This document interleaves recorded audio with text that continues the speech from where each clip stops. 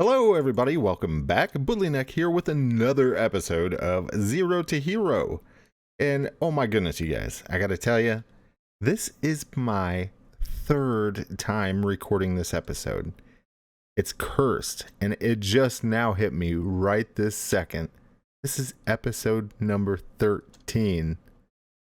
I've been working on this episode before all of this trouble. I've been working on it for a couple days already, trying out different things, trying to figure out a good design for a new villager grinder. And this behind me was my first attempt. I had the little normal little dropper, right, dropping down, and that was fine, but I was outgrowing that, so I needed something a little bit bigger, and I wanted something that I could have grow with me. So I came up with this design, and this design was good. It's got some good stuff, some good features to it, and it's also got some problems. And yeah, the problems were so big that I thought it was better to just go ahead and redesign. But I'll go over this one, and I'll go over what I learned with this one and how I improved it and used it in the second one, which is over there. Give a little heads up on what's to come. And the way this works is I wanted to take advantage of 4 chunks. So the way this would have worked is a AFKer would stand right here and load spawners in all 4 chunks around them. The way that villagers work, or any mobs for that matter, on MineSaga is they stack with whatever else spawns in the chunk, right? So any villagers that spawned over here would stack together, but they would not stack with the ones in this chunk. And that's where this comes in handy, is we can split up the villagers right off the bat, and that'll help us split up the drops, because the main problem we're going to have once we get a lot of villagers is collecting all of the drops in an efficient way. So that's the main problem that I'm trying to tackle here. The other issue I want to tackle is our limit on hoppers, right? I mean, that's really the only limit that we have going for us, is the number of hoppers that we're allowed to have on our island. The 100 hopper limit, I believe it is. I think that's what we're allowed. It's either 100 or 150, but that's really what's limiting our payouts, right? So if we can use each hopper as efficiently as possible, that's the way we're going to get the most out of our payouts. And that's the way we're going to be able to handle the most villager spawners. Okay, so the first thing I did here was I had the water running in all directions. I thought it would be cool to separate the villagers right off the bat with water. So send them in all 4 diagonal corners, right? But the first issue I came into here was occasionally, very rarely, a villager would land just right in the middle here, like this. And when they would, watch what happens. They would land here and they wouldn't move. Well, this was the first problem I saw, but I thought, well, I'll figure out a way to fix that. I'll figure out something that will work around that. Then I kept going, and I had the villagers where they fell down through here, and they would trigger these tripwires. When they trigger the tripwire, that would activate this T flip-flop, which in turn would lift either this piston or this piston, and that would control the direction of this water path here. So the first group that would come through, right, they would fall this way, and they would come down and fall down there. And then the next time that somebody fell through, it would trigger the T flip-flop. This one would go up, this one would go down, the water would go that way, and they would fall down this side. Okay, and it's exactly the same on all 4 corners. So now we've already got the villagers split up into 8 groups, right? So down here I had 8 collection areas. And this was just like normal. I'll turn this on so you guys can go ahead and see. And we don't need these chunk boundaries anymore. So this is just like normal, right? They would fall down, land here. This would push their drops in, and I had the water going into a 4 hopper group here, which more on that later. I've discovered something with that if any of you are using this method, you might want to change it, because there are some bugs with that. I didn't discover them until I started working on the next one, wherever it is, up there somewhere. There we go. I didn't discover the bugs until I started working on that guy up there. But yeah, the water in all 4 corners, pushing it into the middle, there's a bug with that. You might not want to use that method. And yeah, and then this was actually another issue, was since they were dropping down here, I would need a sponge for each place that the villagers were dropping. That sounded awful to me. I tried putting a poppy sponge in the middle here, but it wasn't close enough. It wouldn't collect it. So I would have needed, and then if I grew this out, I was trying to make something that I could grow if I needed to. I would have needed so many poppy filters that, or sponges, it wouldn't have been worth it. Unless I had all T4 hoppers, and if that's the case, then that would work.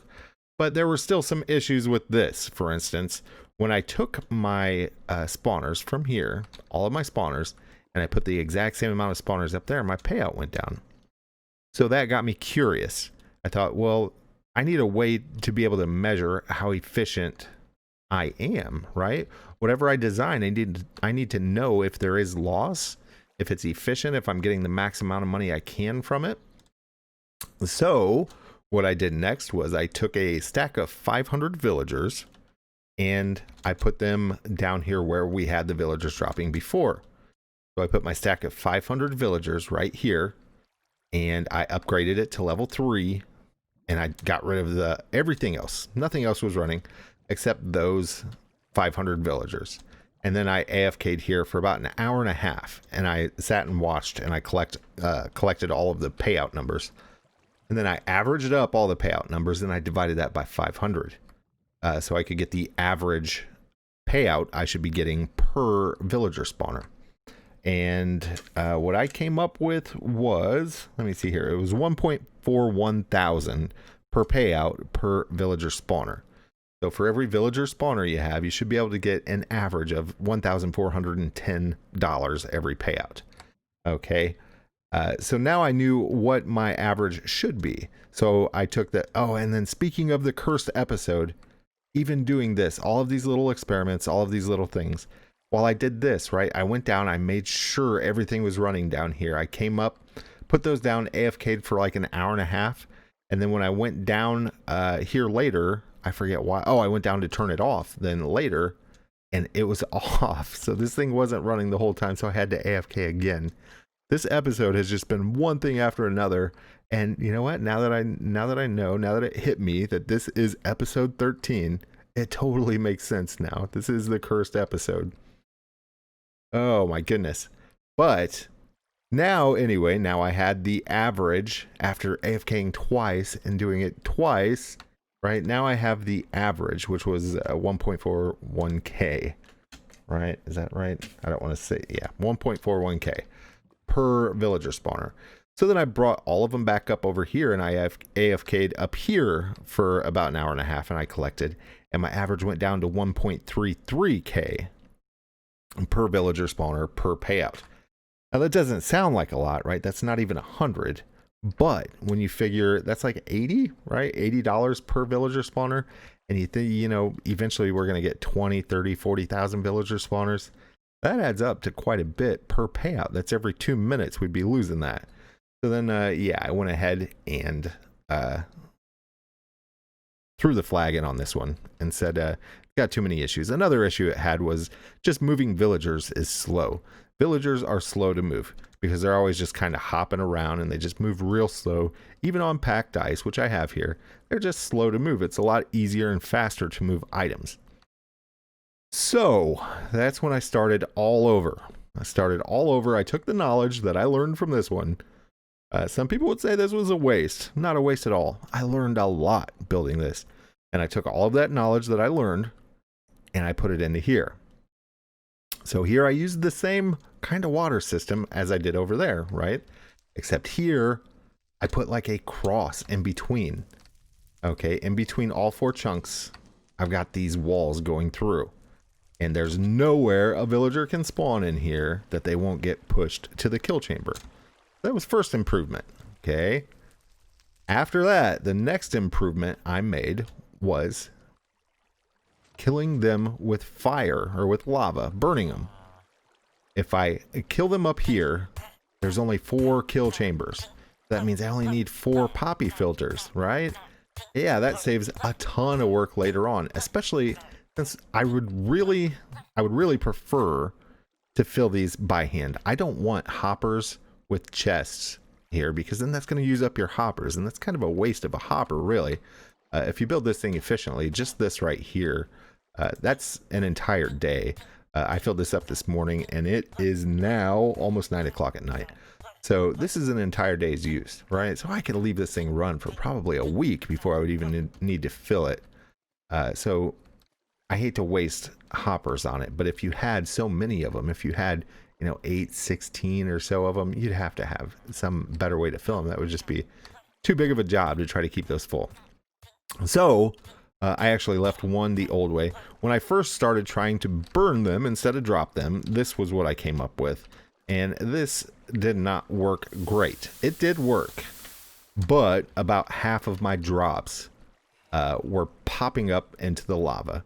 I thought, they burn, the drops are at their feet, should be fine. But the drops don't just fall straight down into the water. A lot of times the drops kind of pop up like this. So then I modified that. That was the next step. I modified that and put 2 iron bars. And then I had to change that to a half slab up there.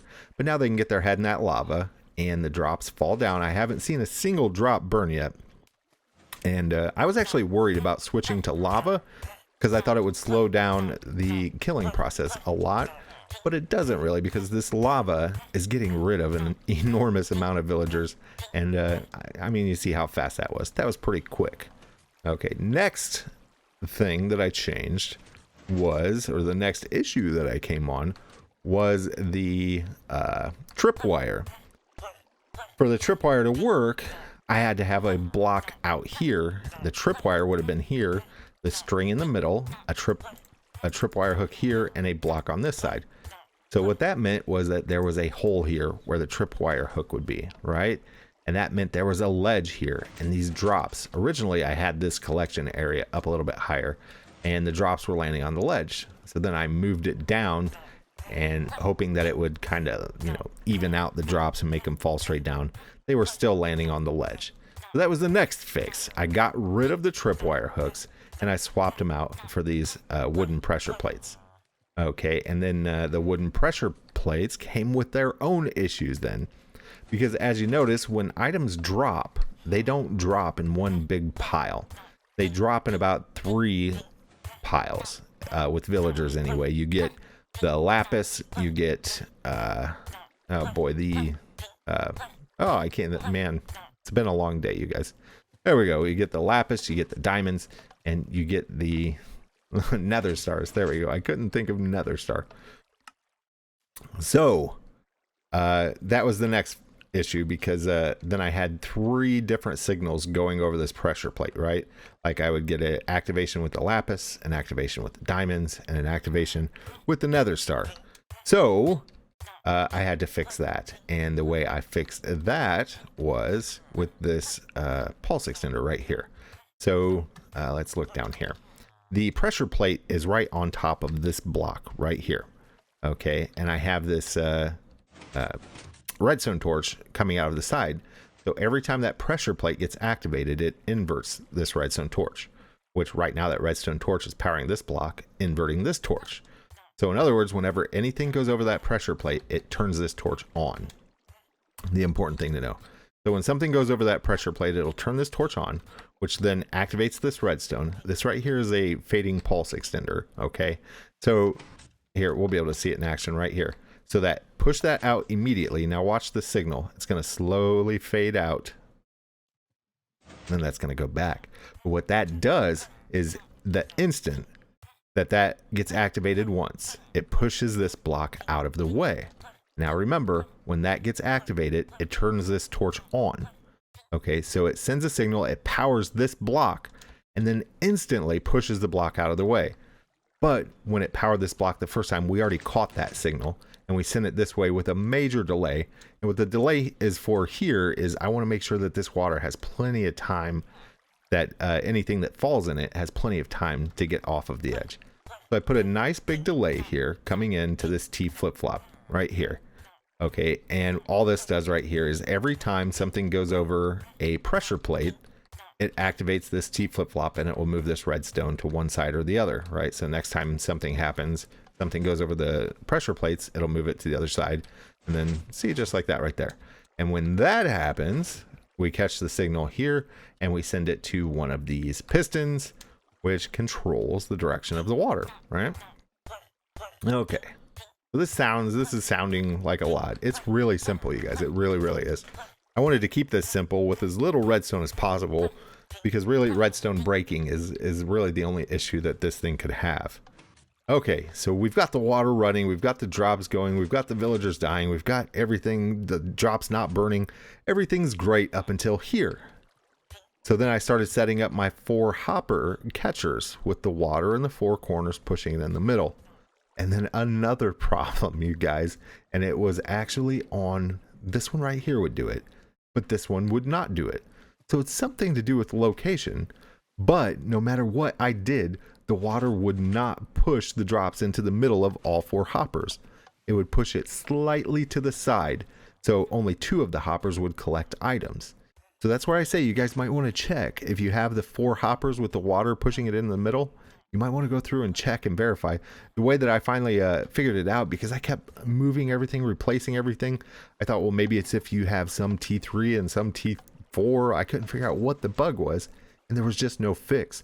Then eventually I just hopped in the water and I looked straight down and I saw where the water pushed me, and it was not in the middle. That one would go in the middle. At the time I didn't have those made. That one would go in the middle. This one would not, no matter what I did. And so I came up with this.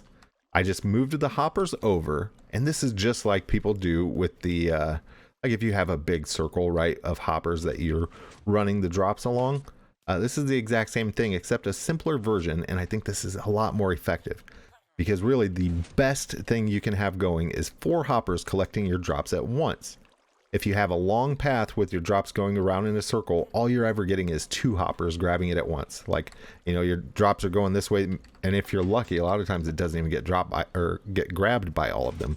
But best case scenario, you're moving along, these 2 grabbed it, then these 2 grabbed it, then these 2.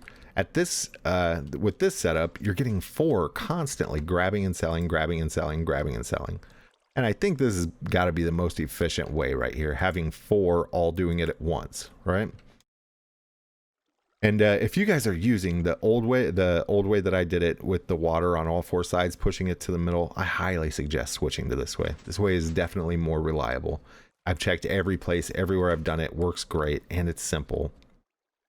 Okay, you just have the 4 hoppers, and then make like a little L going around this, put a wall around that, and then put a little, put 1 bucket of water or 1 block of ice and break it, and it'll push it right into the corner there, just where you need it. And after that, all my problems were solved, finally. And yeah, well, until I started making the video anyway, I guess, right? Because, I mean, this is already try 3. So yeah, everything's working great so far.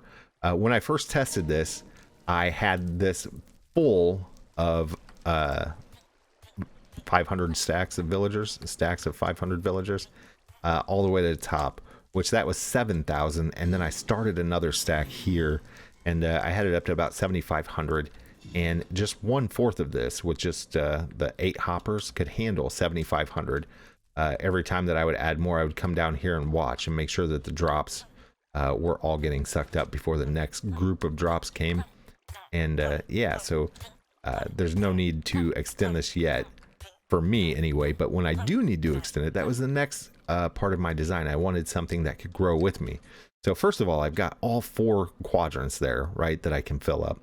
So even if each one could only hold 10,000 villagers, which I'm pretty sure these could all keep up with 10,000, that would be 40,000 spawners right there, which isn't too shabby. And then if we ever need to grow, right, which we can, we have room for, like, I think it's 100 hoppers per island. And this design right now is only going to use 4, 8, 16, 32. So we could actually double this and then still have some more, right? So if I ever need to grow this, it would be so easy to just come right here, put another T flip-flop to send the drops this way a little bit and this way a little bit to more of these 4 hopper suction setup things. And if I ever grow so much that I need to do that, that'll be nice and easy and simple to do. That was the other thing I wanted to accomplish with this design. So I still need to finish building these 2. I need to finish building the ice path and the hoppers and all that. But that'll be pretty easy and quick. And let's see. What else? Oh yeah, as soon as I get this built, as soon as I finish building this out, I'm gonna go ahead and make a schematic of this, and I'll put it on Planet Minecraft, and I'll put a link in the description if anybody wants to build one of these. I don't know exactly what else is out there. I wanted to keep this fairly simple, but good enough to be able to grow with people and to get a good payout, right? And I think this will definitely do that. So this up here, if you saw this, this is just my blaze farm. I gave it a cool little fire look going on there, which I thought was pretty cool. But this way, whenever anybody's AFKing up here, like right now, Budley Neck's in there AFKing away. Whenever anybody AFKs up here, they can grab the XP, and usually I have my sell bot going, so I'm standing in there grabbing that XP and selling the blaze rods, which is another source of income, and I get all that yummy XP too. So yeah, this is what I'm going to settle on, you guys. And my plan was to finish this off tonight, finish building this tonight. But here I am recording the same episode again. And unfortunately, I'm not even going to be able to do the entire episode again because I don't have more bosses to fight again. But I can show you guys the good loot I got from the bosses anyway. Yeah, it kind of stinks.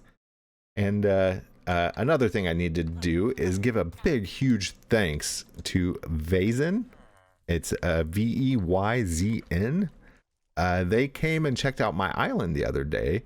And while they were here, they gave me, I think it was 2 full stacks of villagers. So they gave me 1,000 villagers.